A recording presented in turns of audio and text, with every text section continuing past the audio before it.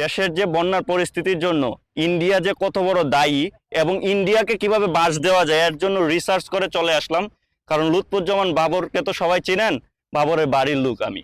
তার জন্য কিভাবে সেভেন সিস্টারের যারা স্বাধীনতাকামী জনগণ আছে তাদেরকে কিভাবে আমরা সহযোগিতা করতে পারি, ভারতকে কিভাবে একটা বাঁশ দিতে পারি, এবং যে হাসিনা যে ইন্ডিয়াতে আছে এই হাসিনা ইন্ডিয়া থেকে যে কিভাবে প্ল্যানিং করতেছে দেশটাকে ধ্বংস করার জন্য সেই বিষয়গুলো নিয়েও কথা বলবো আজকে। আমরা সবাই শুনে আসছি seven sister seven sister seven sister. Seven sister আসলে কোনগুলা? ভারতের টোটাল রাজ্য হচ্ছে 28টা। সেই রাজ্যগুলোর মধ্যে 21টা রাজ্য হচ্ছে বাংলাদেশের এক সাইডে আর 7টা রাজ্য হচ্ছে বাংলাদেশের অন্য সাইডে।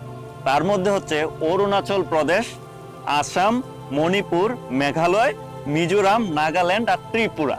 এটা হচ্ছে সেভেন সিস্টার। এই সেভেন সিস্টার হচ্ছে বাংলাদেশের এক সাইডে। এই সেভেন সিস্টারের মানুষরা তারা খুবই অসহায়। তাদের যে মুক্তিকামী জনতা আছে তারা দেশের স্বাধীনতা চাচ্ছে, প্রত্যেকটা রাজ্যকে তারা আলাদা স্বাধীন দেশ হিসেবে চাচ্ছে। এর আসল কাহিনী আপনাদেরকে জানাবো যে কোন কোন স্বাধীনতাকামী গোষ্ঠীগুলা আমাদের দেশে যেমন মুক্তিযোদ্ধা ছিল এরকম ভাবে তাদের দেশেও মুক্তিযোদ্ধারা কিভাবে দেশের জন্য যুদ্ধ করছে।